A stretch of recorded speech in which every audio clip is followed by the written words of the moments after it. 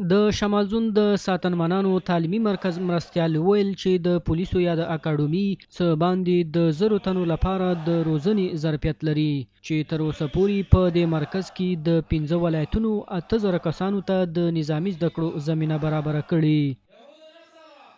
در 5 ولایت چقدر خدمت را که اکادمی پلیس بلخ ارائه کرده به ملت خود،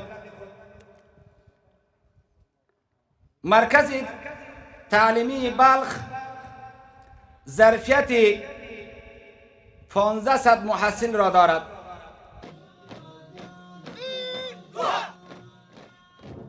د بلخ ولایت والی د امنیت په ټینګښت کې د خلکو رول مهم یاد کړ.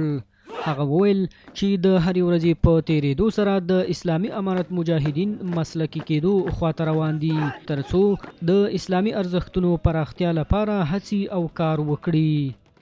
شما باید کوشش بکنین چیزهایی را که آموختین آنها را باید در عمل نشان بدهیم.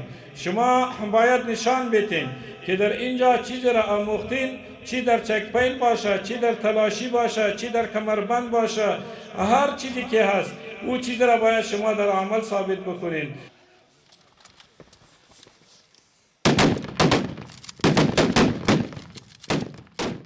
د مراسمو په پای کې فارغ کسانو یو لړ نظامی تمرینات ترسره کړل چې د مسؤلینو او ګډونوالو لخوا وستایل شول.